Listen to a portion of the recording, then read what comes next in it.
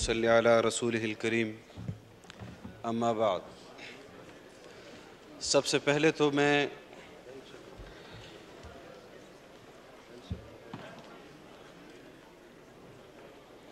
محترم وزیر اعظم پاکستان جناب میاں شہباز شریف صاحب کو ایک مرتبہ پھر مبارکباد دیتا ہوں۔ اس ایوان کے اس یکجہتی کو کہ جنہوں نے آج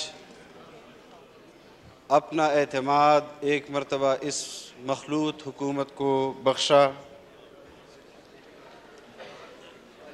جناب اسپیکر، پاکستان کا یہ پارلیمان عوام کا سب سے طاقتور ترین ایوان ہے۔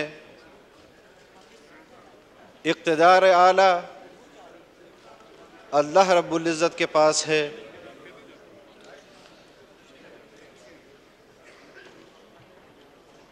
یہ ایوان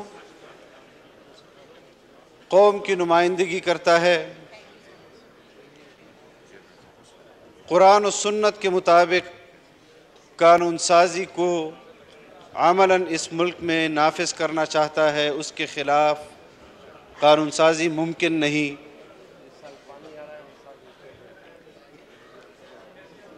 آج بھی ہم جہاں اس مملکت خداداد پاکستان میں اسلام کی بات کرتے ہیں، اسلام کی عملاً نفاذ کی بات کرتے ہیں، ہمیں اس پر بھی یقیناً اس ایوان کو سوچنا ہوگا۔ اس ملک میں اسلام جتنا مظلوم ہے، آئین جس نے اس ملک کے اندر بسنے والے 22 کروڑ لوگوں کو 22 کروڑ لوگوں کو تحفظ دینا ہے، ہم اس آئین کی حفاظت کر رہے ہیں۔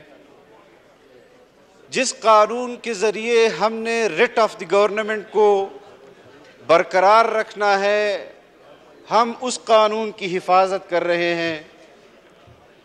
کبھی مارشاء لاؤں کے ذریعے اس پر آئین پر حملہ ہوتا ہے اور کبھی اس کے لیے دوسرے حربے متعارف کرائے جاتے ہیں۔ جناب اسپیکر، یہاں ملک کے اندر کنزرویٹو فرنٹ آف اسرائیل کا ایک نمائندہ انسٹال کیا گیا۔ نیو کارن کا ایک نمائندہ متعارف کیا گیا، جو دنیا بھر میں اسرائیلی مفادات کے لیے آواز بلند کرتے ہیں۔ یہاں پاکستان کے اندر اسی سوچ کے مطابق وہ اپنے نظریات کے لیے اور افکار کے لیے کام کر رہا ہے۔ ہم نے آج سے کئی برس پہلے جو دعویٰ کیا، اس کو آج اس کے اپنے عمل سے تقویت مل رہی ہے۔ جناب اسپیکر، اس پر ایوان میں بہت مرتبہ بات ہو چکی ہے، لیکن جو آج کا صورتحال ہے، میں اس حوالے سے آپ کے سامنے اپنی تجویز رکھوں گا۔ مذاکرات کی بات کی جناب وزیر اعظم صاحب نے، اصولی طور پر ہم اس بات سے اتفاق کرتے ہیں کہ سیاستدان مذاکرات کریں گے، لیکن کسی کے دباؤ پر وہ مذاکرات کریں گے۔ ہم اس دباؤ سے انکار کرتے ہیں۔ ہم نے پہلے بھی انکار کیا ہے، ہم پھر بھی انکار کریں گے۔ لیکن جس طرح چیئرمین سینٹ نے ایک سینٹ کی کمیٹی کی بات کی ہے، ہمارا نقطۂ نظر کیا تھا، ہمارے اتحادی حکومت کا نقطۂ نظر کیا تھا؟ صرف یہی تھا کہ ہم پورے ملک میں بیک وقت عام انتخابات چاہتے ہیں۔ ہم سپریم کورٹ میں گئے، ہمیں فریق نہیں بنایا گیا، ہمارے خلاف فیصلہ دیا گیا۔ ہم اس وقت بھی کہہ رہے تھے کہ آپ ہماری اس تجویز کو کہ ہمیں فل کورٹ دیں، آپ ہمیں فل کورٹ دیں، اس کے بعد جو فیصلہ سپریم کورٹ کرتی ہے ہمیں وہ قبول ہوگا۔ لیکن انہوں نے یک طرفہ فیصلہ کیا، اس کے بعد یہ پارلیمان حرکت میں آئی، یہاں قراردادیں پاس ہوئیں، یہاں قانون سازیاں ہوئیں۔ اس قراردادوں کو اور قانون سازیوں کے خلاف جس قسم کے فیصلے جاری ہوئے اور جس پر کل پاکستان پیپلز پارٹی کے چیئرمین بلاول بھٹو صاحب نے آپ سے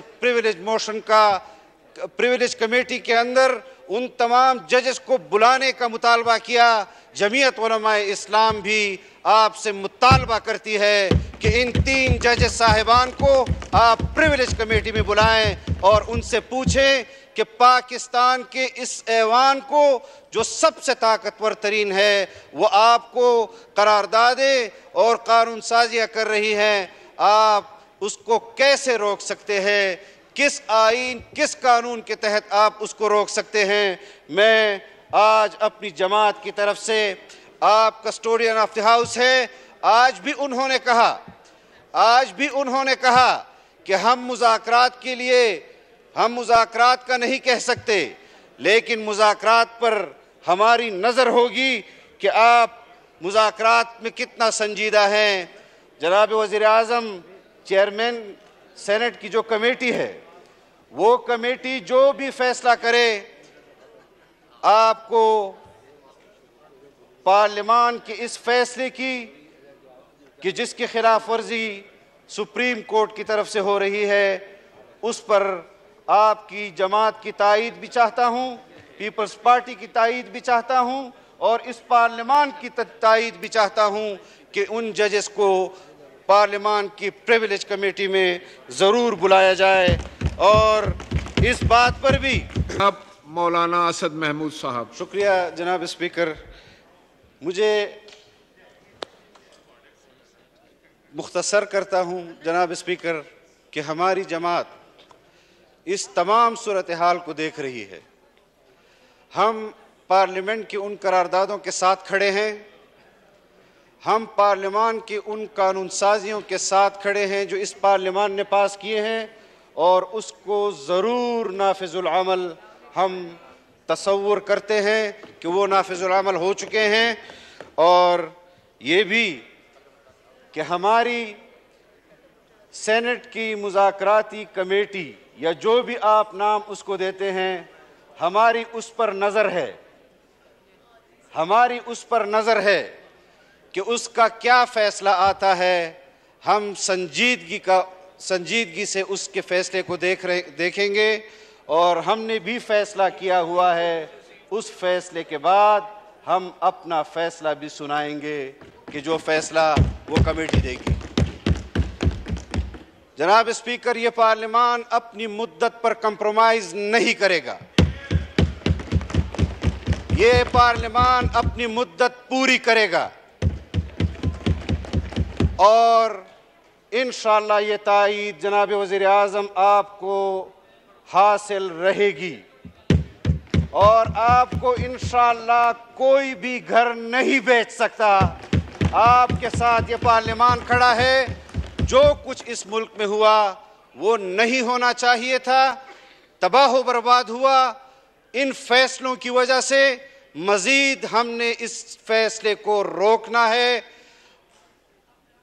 آج تحریک انصاف کے ساتھ سوائے ان 3 ججز کے پورے ملک میں کوئی نہیں کھڑا۔